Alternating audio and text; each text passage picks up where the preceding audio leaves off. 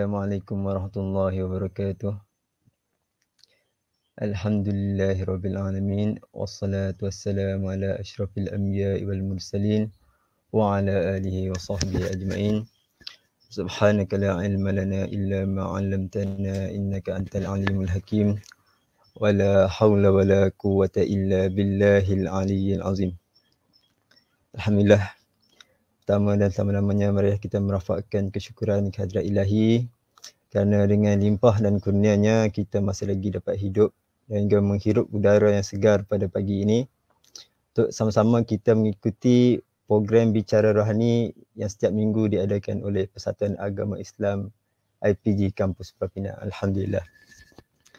Dan tidak lupa juga terima kasih kepada saudari pengerusi majlis dan juga saudara Alif Hakimi yang telah mengalunkan ayat suci Al-Quran sebentar tadi.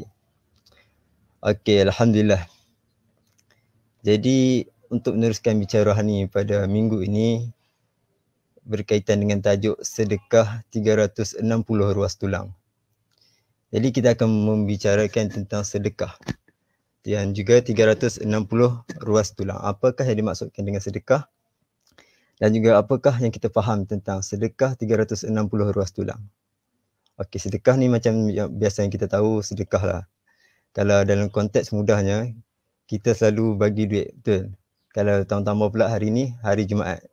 Lagi kita pergi masjid, adalah tabung lalu. Kalau macam kat masjid saya, nanti akan lepas habis bagi salam tu, tabung lalu bergerak. Kalau yang masjid mahal sikit, dia ada tabung yang asyik ada roda kan. Senang jemaah nak tolak. Kalau masjid saya dia bagi Tupperware. Jadi, bubuhlah sedekah itu. Siapa nak sedekah. Kan? Kalau tak boleh bagi sikit, bagi banyak pun tak apa. Lagi bagus, betul? Kan? Jangan pula dia macam ada satu kisah nak sedekah tapi bila tabung lalu dia sedekah dengan apa? Dia sedekah dengan senyuman je. Dia tabung lalu dia senyum tolak pergi ke orang sebelah. Walaupun senyuman tu sedekah tapi tabung tu kata apa? Takkanlah nak bagi senyuman je, bagilah duit sebab tabung tu memerlukan duit, betul? Jadi itulah nak kata sedekah tu amat penting lah. Sebab apa? Dengan sedekah ni memberikan kita rasa syukur atas kurniaan nikmat yang terlampau banyak. Dan antara salah satu nikmat yang banyak itu ialah 360 ruas tulang.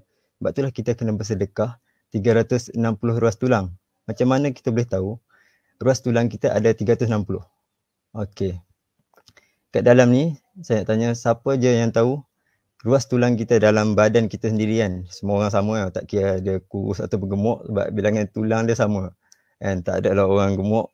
Sebab apa saya gemuk? Sebab saya tulang saya banyak. Tak ada macam tu kan. Walaupun saya kurus, semua tulang kita adalah sama. Iaitu ruas tulang ada 360. Macam mana boleh tahu? Sebab ini telah pun dijelaskan oleh Rasulullah SAW dalam hadis yang mengatakan ruas tulang manusia adalah 360. Dan itu pada 1400 tahun dahulu Rasulullah telah menyatakan itu.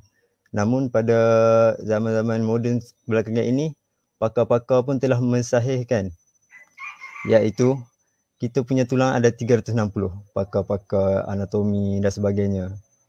Kan? Jadi nak kata betapa sahihnya itu wahyu yang telah pun diturunkan pada Nabi Muhammad. Sebab apa? Sebab Rasulullah ni dia bercakap 100% pada wahyu kan, bukannya hawa nafsu semata-mata. Jadi sebab itulah sedekah 360 ruas tulang berdasarkan hadis. Dan atas nikmat 360 ruas tulang yang telah pun diberikan kepada kita. Sebab kalau kita nak hitung nikmat kita ni memang banyak kan. Dalam Quran pun ada sebut a'udzubillahi minasyaitonirrajim. Fazkuruni azkurkum washkuruli wala takfurun. Yang maksudnya, oleh itu ingatlah kepadaku dengan mematuhi hukum dan undang-undangku, supaya aku membalas kamu dengan kebaikan dan bersyukurlah kamu kepadaku dan janganlah kamu kufur, yakni kufur atas nikmatku. Surah Al-Baqarah ayat 152. Dan ni nak makna kata kita ni kalau nak bersyukur, kita kena bersyukur. Dan salah satu cara untuk kita bersyukur adalah dengan sedekah lah.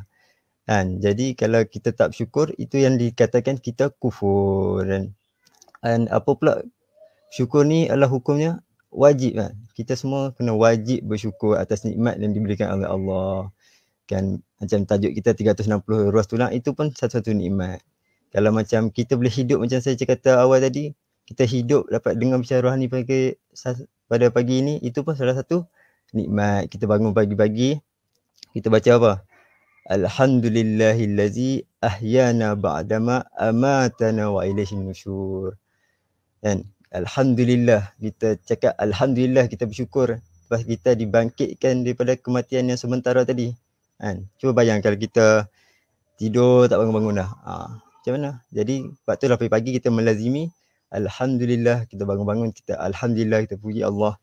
Kita bersyukur atas nikmat kita dapat hidup lagi pada pagi ini. Kita dapat teruskan aktiviti kita macam biasa, beribadah, lakukan kerja seharian dan sebagainya.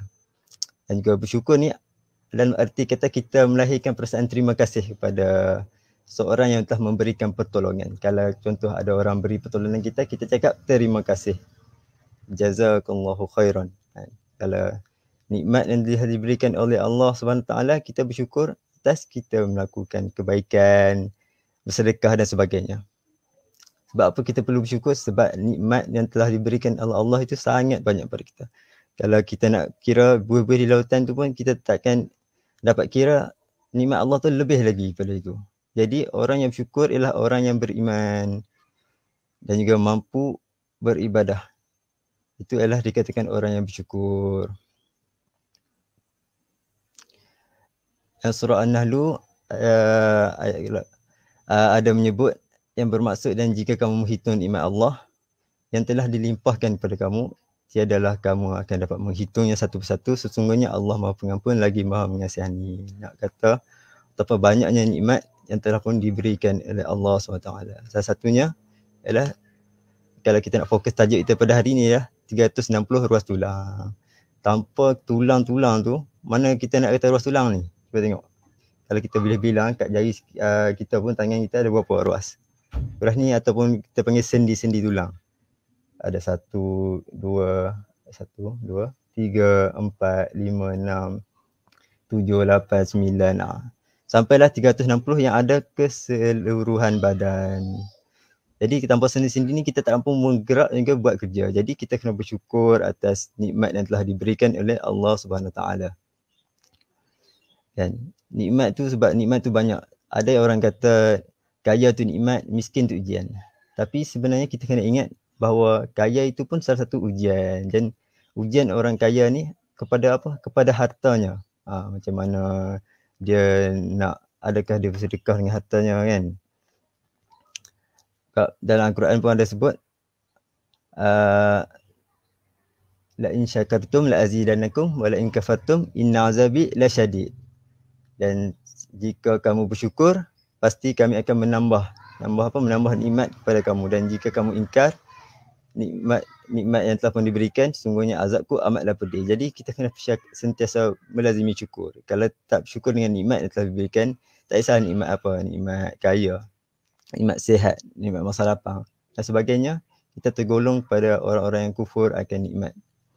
Sebagaimana kalau dinukilkan satu kisah, iaitu kisah pada zaman Nabi Musa, iaitu kisah Qarun. Ni semua orang dah famous kan, kisah Qarun. Apa yang jadi pada Qarun ini, iaitu dia diberikan satu kekayaan yang luar biasa yang tidak ada pada orang lain. Tapi dengan kekayaan itu, adakah dia mendekatkan diri dengan Allah SWT? Dan tidak. Namun kekayaan tersebut menjauhkan lagi dia, iaitu Qarun ni, kepada Allah SWT. Kerana dia kata kekayaan yang dia miliki ni atas hasil dia sendiri, atas kepandaian dia sendiri kan. Dan nak kata harta dia cukup banyak, sehingga kan ada yang mengatakan kunci untuk simpan gudang itu akan dipikul oleh beberapa orang yang sado-sado. Bukan macam saya tak sado kan. Ada yang dipikul oleh beberapa orang yang sado, ataupun ada yang mengatakan dibawa oleh kuda. Nak apa, kunci dia pun dah berat untuk menyimpan harta dalam gudang tu. Nak kata harta dalam gudang dia begitu banyak, tak ternilai. Dan jadi selepas itu, lepas dia kufur, dia pun dikenakan bala oleh Allah SWT. Jadi itu kisah Qarun yang tidak bersyukur atas kurniaan yang telah pun diberikan. Okey. Jadi macam mana kita nak bersyukur dengan 360 ruas tulang ataupun sendi yang telah pun diberikan, iaitu pertama sekali dengan sedekah. Sebab sendi ni macam saya sebut tadi, kita tanpa sendi kita tak boleh bergerak, kita tak boleh buat kerja. Kan? Sabda Rasulullah SAW, maksudnya dalam tubuh manusia itu ada 360 ruas tulang. Dan dia harus dikeluarkan sedekahnya untuk setiap ruas tulang tersebut. Hadis riwayat Ahmad. Ini saya kata tadi, pada 1400 tahun dahulu pun Rasulullah dah kata dalam tubuh manusia tu ada 360 ruas tulang, dan setiap ruas tulang ni kita kena keluarkan sedekah setiap hari. Maknanya kalau kita contoh kata satu ruas RM1, setiap hari RM360. Macam tu. Tapi adakah kita nak sedekah ruas tulang ni dengan RM1? Nanti kita akan bicarakan. Dan ni ada seorang doktor Muslim bernama Hamid Ahmad. Dia mengungkapkan rahsia di sebalik hadis sebut, iaitu 360 sendi ataupun ruas tulang dalam tubuh manusia dalam bukunya. Bukunya yang bertajuk Perjalanan Iman di Dalam Tubuh Manusia ataupun The Journey of Faith Inside the Human Body. Kalau yang siapa tak faham bahasa Inggeris Melayu, kita ada bahasa Arab, iaitu Rihlah Al-Iman fi Jismi Al-Insan. Dan dalam tu dia kata 360 ruas tulang yang dimaksudkan dalam hadis tu, iaitu 147 sendi yang terdapat pada tulang belakang ataupun punggung kita. Iaitu 24 sendi lagi terdapat pada dada kita. 86 sendi terdapat pada area atas, iaitu tulang bahu, siku, tangan, pergelangan tangan dan juga tulang-tulang tangan.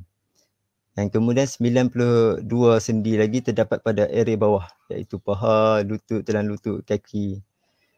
Dan juga berbaki 11 sendi terdapat pada tulang pinggul. Ini mencukupkan 360 sendi kita yang terdapat adalah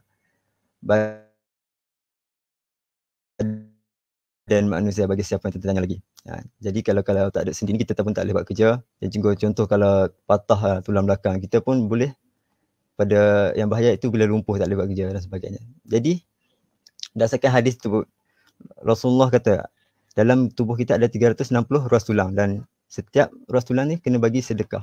Jadi macam mana kita nak bagi sedekah tu?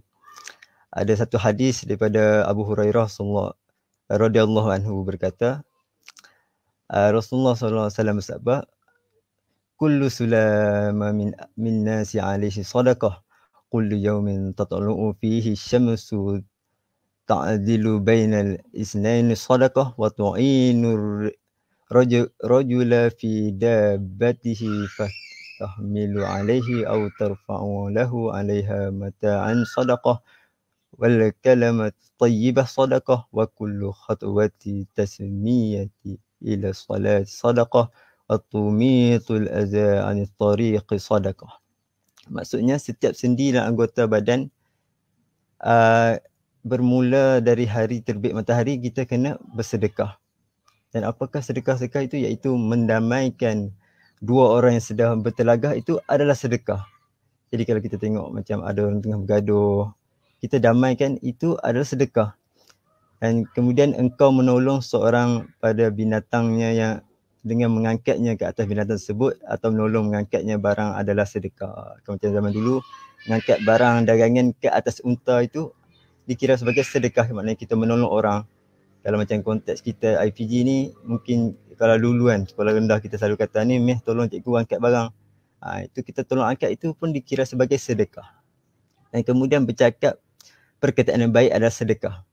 Kita melazimi mulut kita dengan berkata baik, walaupun kadang-kadang kita main game mati sikit, astaghfirullahalazim, kita cakap benda-benda itu pun dikira sebagai satu sedekah. Dan setiap langkah menuju ke masjid untuk solat berjemaah adalah sedekah. Dan juga engkau membuang barang, iaitu benda yang menyakiti di jalan, juga adalah sedekah. Jadi maknanya nak kata sedekah ni, selain pada duit tu, kita ada banyak benda yang boleh dikategorikan sebagai kita memberikan pada sedekah.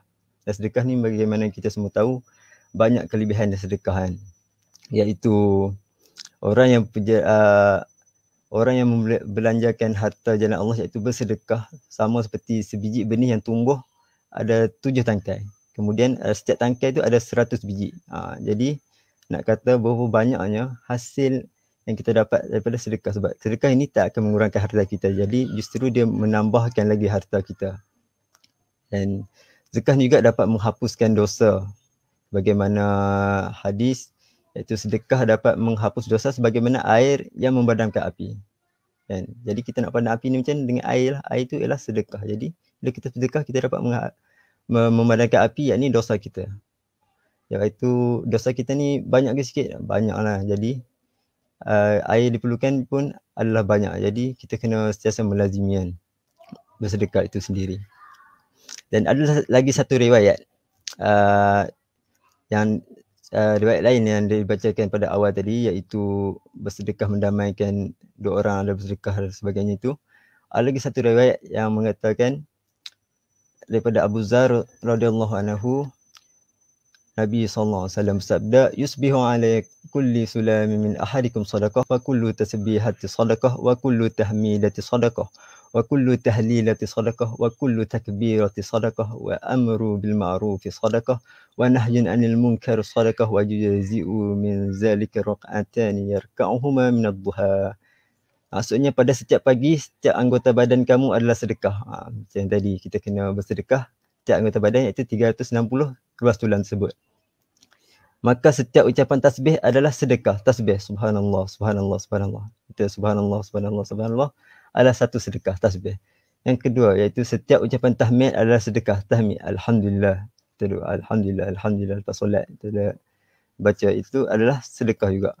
Dan setiap ucapan tahlil adalah sedekah. Tahlil la ilaha illallah. Itu adalah sedekah. Dan juga setiap ucapan takbir adalah sedekah. Takbir Allahu akbar. Dan kesemua itu adalah sedekah. Dan juga menyeru pada makruf, yang ini melakukan kebaikan juga mencegah kemungkaran, itu adalah sedekah juga. Dan juga membandai, kalau kita contoh kita tak ada masa untuk semua benda ni, dia kata apa, membandai nilai sedekah semua amalan itu dengan menunaikan 2 rakaat solat duha. Inilah rahsia yang terpenting dalam sedekah 360 ruas tulang, iaitu kita melaksanakan solat duha. Solat duha ni yang senangnya kita nak buat kan. Paling kurang 2 rakaat. Kalau tak boleh 2 rakaat, 4 rakaat lagi baik. 6, 8. Sebab dia sekejap je. Betul, solat duha ni. Macam sekarang kita tengah bicara ni pun, lepas ni kita boleh buat solat duha bagi yang tak buat lagi. Kalau yang dah buat, alhamdulillah. Jadi memadai kita sedekah 360 ruas tulang tu, yang kita, dan setiap tulang tu ada hak dia tersendiri untuk bersedekah dengan 300, dengan solat duha tadilah. Selain daripada kita bertasbih kan, contoh kalau Penang Jam, kita pun bolehlah berzikir, tengok gantung tasbih dalam kereta, takkan hiasan saja. Jadi berzikirlah time jam ke dan sebagainya. Kita bawa tasbih dalam poket pun tujuan untuk apa? Tujuan untuk kita zikrullah, iaitu mengingati Allah. Yang dia duduk selut poket daripada pegang tasbih. Alhamdulillah. Kita sama-sama amal kan, saya pun kebaik kan. Mau cuba jadi orang-orang baik ya. Dan okey, sebagaimana kita kata tadi, cukup 2 rakaat solat duha itu kita telah pun menunaikan hak 360 ruas tulang untuk bersedekah. Kan, sebab bagaimana kita tahu solat duha ni ada juga dalam Al-Quran, pada awal surah Al-Duha Allah berfirman wad-duha. Jadi kalau Allah telah bersumpah dengan sesuatu ni, Imam Al-Razi kata apa? Kalau Allah dah bersumpah dengan setiap sesuatu, ia menunjukkan satu hal yang besar. Maknanya Allah telah bersumpah dengan wad-duha, demi waktu duha, iaitu waktu duha ni sangat penting nak cerita itu. Dan dapat juga hadis, iaitu maksudnya daripada Abu Hurairah, kekasihku Rasulullah SAW memberikan pesanan ataupun wasiat kepadaku dengan 3 hal yang tidak pernah aku tinggalkan hingga aku meninggal nanti. Apakah 3 itu? Iaitu puasa 3 hari setiap bulan, solat duha, dan tidur dalam keadaan sudah mengerjakan solat witir. Dalam 3 perkara ini ada dinyatakan solat duha sebagai wasiat. Oleh itu, sebab apa solat duha ni, dia ganjaran dia, kita boleh tengok ganjaran dia. Sebab sinonim solat duha ni, kita dimurahkan rezeki kan.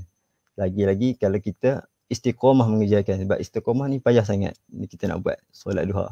Betul. Sebab istiqamah ni hakikatnya hebat. Kalau siapa yang boleh istiqamah ni, mungkin hari ni tengok dia sembahyang 8 terus, tapi dia tak istiqamah. Yang lebih baik ialah amalan tu sedikit tapi istiqamah. Betul. Hari ni 2, walaupun tak banyak tak apa. Yang penting istiqamah, esok buat. Kalau tak capai, kita cuba amalkan dalam 30 hari, kita boleh nampak perubahan, iaitu kelebihan solat duha ni. Kita akan dapat rasa perubahan hidup kita kan. Dan antara salah satu lagi, solat duha ni adalah solat yang dianjurkan, antara salah satu 3 solat yang dianjurkan setelah solat sunat rawatib, iaitu solat malam, iaitu qiyamul lail kan. Kita bangun malam, kita tahajud, kerana tak ramai orang boleh buat solat malam ni. Yang seterusnya adalah solat tarawih. Yang ketiga adalah solat duha itu sendiri.